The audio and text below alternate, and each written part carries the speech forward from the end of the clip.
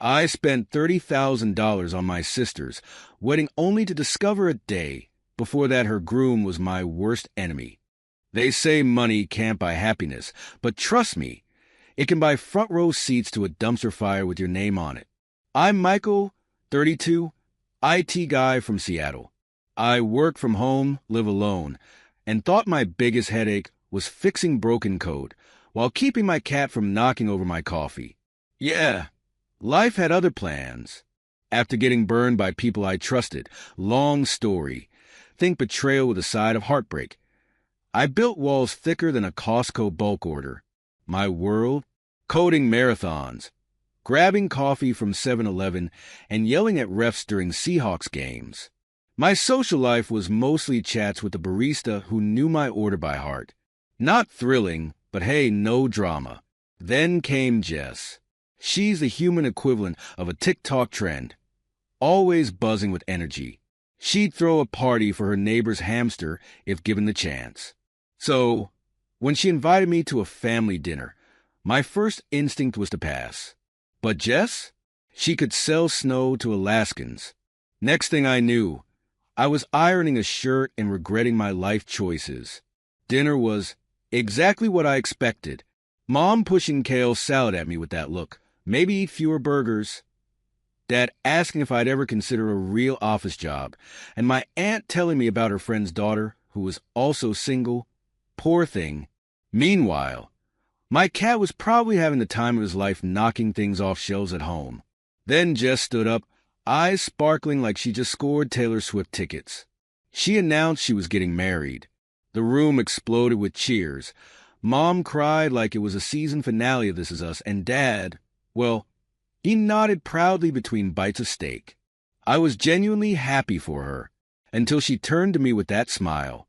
You know, the one that usually comes with, so, funny story, she sweetly dropped the bomb. Michael, you'll help with the wedding, right? Like, cover the costs? I almost choked on my iced tea. Cover the costs? 30 grand for a venue, overpriced flowers, and a DJ who'd play Sweet Caroline until my ears bled. My bank account flinched, but instead of saying no, my mouth betrayed me. I smirked. Sure, Jess. 30 grand? Pocket change. Dripping sarcasm. But guess what? They all missed it. I thought I was being a good brother. What could go wrong? Turns out everything. That check didn't just pay for a wedding. It paid for my front row seat to a disaster I never saw coming. If I thought writing a check for 30 grand was the worst part, I was about to be proven very, very wrong. A few days later, Jess called me. Normally, she'd dive into wedding talk like it was an Olympic sport, but this time, she sounded off. Not my florist canceled off, more like I accidentally adopted 3 cats off. Every time I brought up her fiancé, she dodged harder than me when someone suggests hiking on a weekend. I casually asked, so, how's your fiancé handling all the wedding chaos? Suddenly, she had to check on something in the oven. Jess doesn't cook. Ever. That was red flag number 1. We met up at this cafe downtown. The kind with Edison bulbs, waiters who look like extras from an indie movie, and coffee prices that made me question my life choices. Jess rolled in with this binder thicker than a Cheesecake Factory menu. She slapped it on the table like it owed her money. Inside, a wedding budget that could rival the GDP of a small island nation. Venue deposits bigger than my monthly rent, floral arrangements that sounded fancier than my entire wardrobe, a live band that probably toured with Beyoncé, and catering so luxurious I felt underdressed just reading the menu. Jess forced a smile, flipping through the pages like she was auctioning off my sanity. Nothing too crazy, right? I chuckled, trying to lighten the mood. Totally. All I need is a lottery win or to sell a kidney. No biggie. It was a joke. She laughed, but it felt like when your boss laughs at your joke and you're not sure if you're getting fired or promoted. Something felt off. Jess, my sister who once planned a surprise birthday party in 48 hours with nothing but a Pinterest board and sheer willpower, was now acting jittery over wedding plans? Suspicious. But hey, weddings are stressful, right? Flowers, food, and family drama. It's like a reality show waiting to happen. I convinced myself she was just overwhelmed. I mean, who wouldn't be? Planning a wedding is like trying to solve a Rubik's Cube while blindfolded. But deep down, something didn't sit right. Jess wasn't the type to crack under pressure. She could host a Super Bowl party, break up a fight over nachos, and still make sure everyone left with leftovers. So, why did this wedding have her acting like she was auditioning for a true crime documentary? I told myself it was just wedding nerves. Big day, big expectations.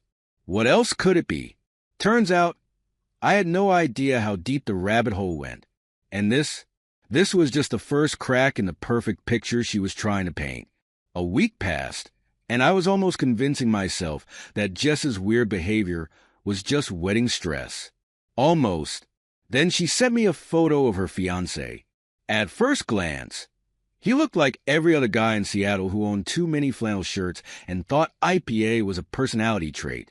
But those eyes, something about them punched me in the gut. Familiar, but in a way that made my stomach twist. Like hearing an old song and knowing every lyric, but not remembering where you heard it. I stared at the photo for so long my coffee went cold. Where did I know him from? College? Nah. My college days were a blur of late-night coding, instant ramen, and praying my laptop wouldn't crash. Work? Doubtful. My co-workers were mostly tech geeks who debated which Marvel movie was scientifically accurate. Maybe a bar?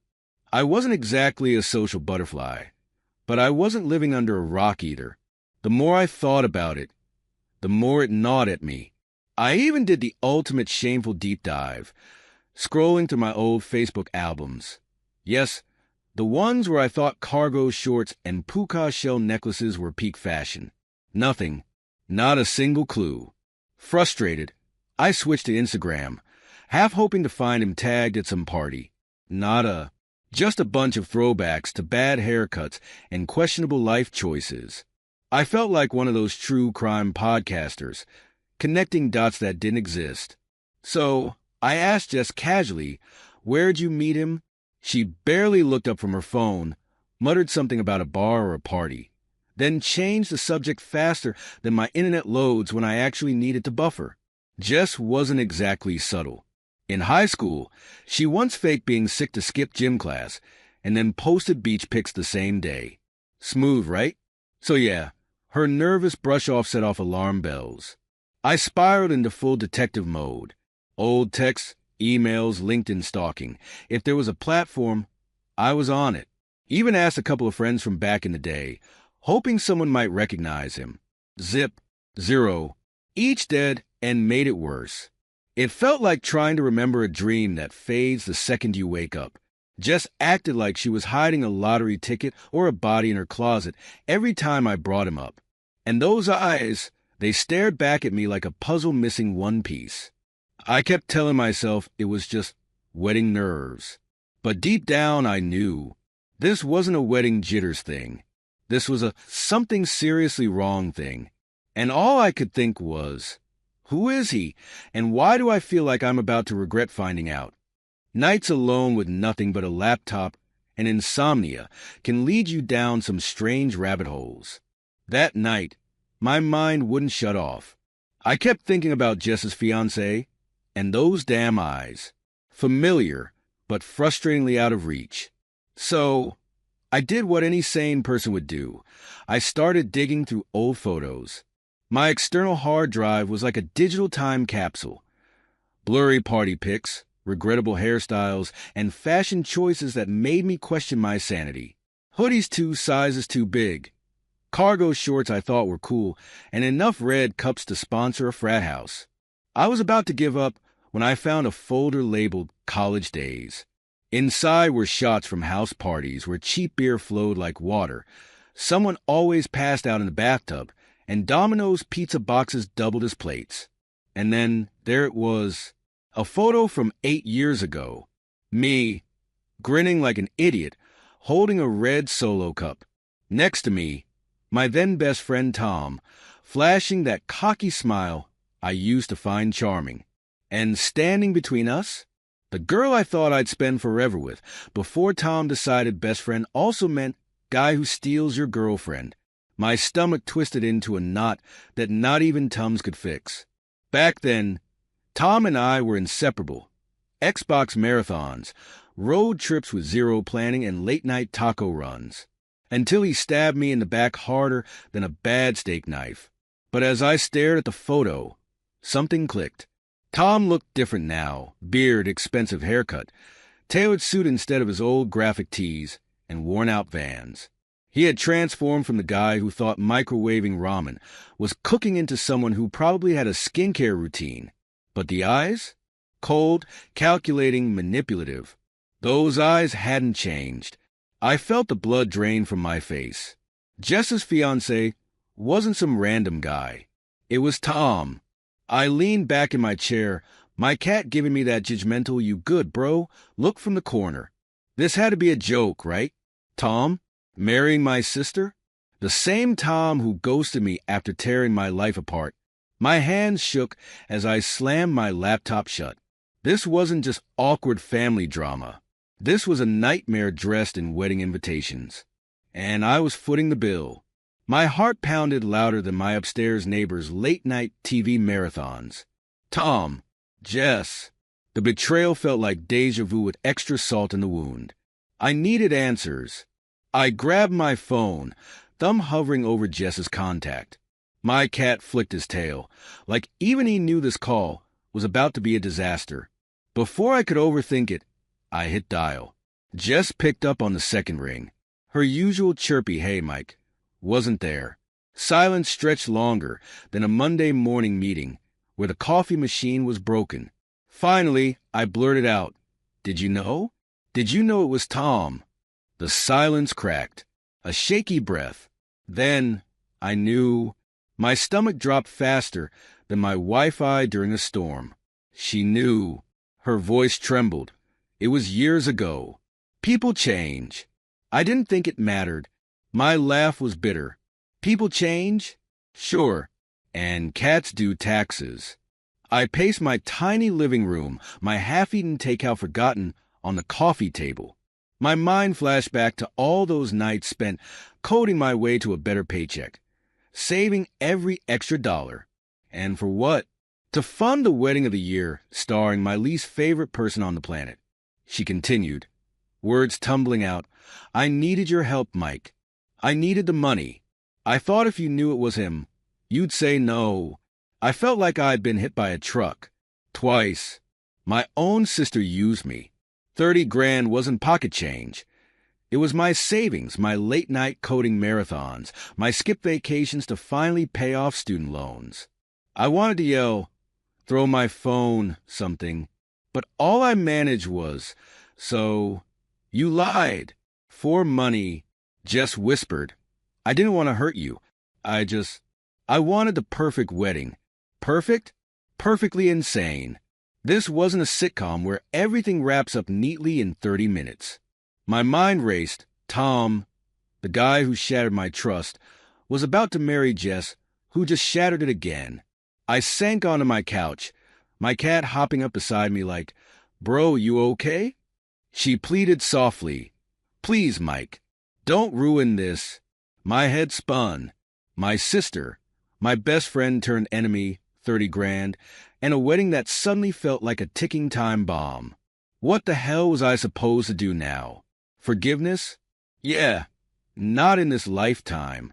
After Jess's betrayal and Tom's history, I couldn't just sit back and play the good brother.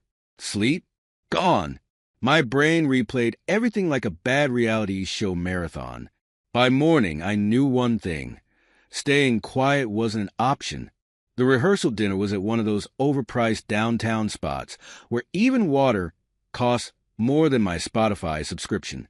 Obviously, I wasn't invited, but that never stopped me before. I threw on a clean shirt, gave my cat a nod like, hold down the fort, and headed out. Walking in felt like crashing a wedding scene from a rom-com, except way less cute. Soft jazz played, glasses clinked, and there was Jess laughing way too hard at one of Tom's jokes. My stomach twisted. But I wasn't there to sip cocktails. Tom saw me first. His smile froze like his brain just blue-screened. Perfect. Michael? His voice cracked as he set down his overpriced drink. What are you doing here? I leaned against a chair like I owned the place and shot him a grin. Oh, just thought I'd swing by. You know, before you wreck another life. Jess's face drained of color faster than my phone battery on 1%. She rushed over, hissing, "Please, Mike, not here." I smirked. "Chill, Jess. This is just a trailer."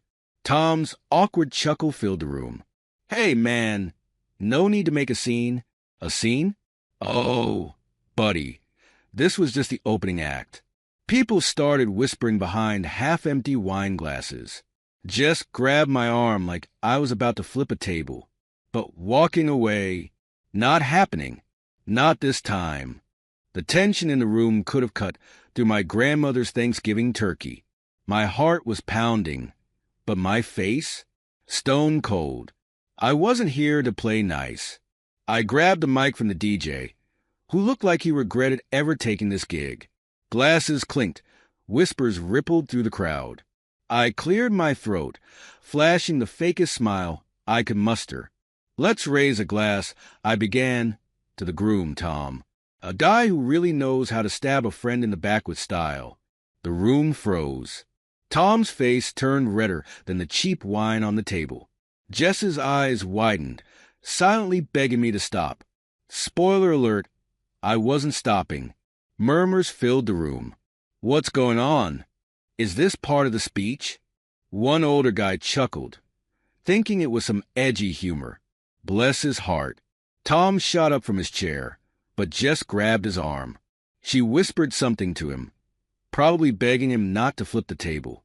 I kept going. "Tom, man, it's impressive. You traded your worn-out sneakers for $2,000 suits and swapped cheap beer for overpriced cocktails. But tell me, do you still use the same cheap tricks you pulled 8 years ago? Or is the new beard supposed to hide that too?" A few people laughed, thinking it was some inside joke. Poor souls. Tom's smile twitched. He was trying to keep it together, but I could see it. The panic, the guilt, the oh crappy nose realization. Jess leaned toward me, whispering, "Mike, please, stop." I locked eyes with Tom. The room faded away. It was just me and him now. "Remember when you said betraying a friend is fair game if the reward is worth it? Guess what, Tom? You haven't changed." The silence was deafening. Tom's eyes darted around, looking for an escape. But there wasn't one. Not tonight. I glanced at the dessert table, noticing the tiny cupcakes that probably cost more than my entire grocery bill. Typical. Weddings and overpriced everything. A waiter nervously refilled someone's champagne, clearly wishing he'd called in sick. Tom's best man looked like he wanted to crawl under the table. Someone's aunt, probably 3 glasses in, whispered loudly, "This is better than cable." I almost laughed. Almost. But this wasn't for laughs. This was for every sleepless night I spent wondering why my best friend betrayed me. Jess's knuckles turned white from gripping Tom's hand. My sister, the one person I thought would never lie to me, had teamed up with the guy who wrecked my life. I felt my chest tighten, but I pushed through. I leaned on the mic stand, letting the weight of my words settle over the room. The worst part, this was just the beginning. Tom stood there, trying to flash his signature grin, but it wobbled harder than a Jenga tower on the last block. He cleared his throat, raising his hands like a guy trying to calm down a hangry toddler. "Michael, man, that was years ago. We're adults now. Let's not do this here," he said, voice dripping with forced calm, like a cable company rep when you threaten to cancel your plan. The crowd, already hooked like this was a live reality TV finale, leaned in closer. A waiter, holding a tray of overpriced shrimp skewers, slowly backed away like he wanted zero part in this. I chuckled under my breath, giving Tom a slow nod. "Exactly. And adults tell the truth, right? Jess buried her face in her hands, shoulders shaking harder than my car when I skipped an oil change. Someone whispered loudly, "Wait, what truth?" Another guest mumbled, "I should have brought popcorn." Tom's eyes darted around faster than me, trying to find my keys when I'm late. His best man stared at his plate, like it held the answers to life. Jess was now crying like someone who realized their Amazon cart wasn't on sale anymore. I grinned, but it wasn't the friendly kind. "Oh, nothing much. Just that our beloved Groom here dated my girlfriend behind my back, while we were still together. And now he's marrying my sister. Small world, huh?" The gasp that followed, loud enough to set off car alarms outside. Tom froze like someone hit the pause button. Jess's sobs turned into sharp gasps. One aunt clutched her pearls so tight I thought they'd snap. Tom opened his mouth, probably to serve up a well-seasoned excuse, but nothing came out. I leaned back, taking it all in. Karma? She finally RSVP'd. And this time, I wasn't the one left holding the broken pieces. Tom stood frozen like someone just unplugged his brain, then bolted for the exit like a contestant on a game show. Chairs scraped, whispers turned into full-blown gossip, and Jess, still wobbling in those sky-high heels that screamed fashion over function, ran after him. I stayed put.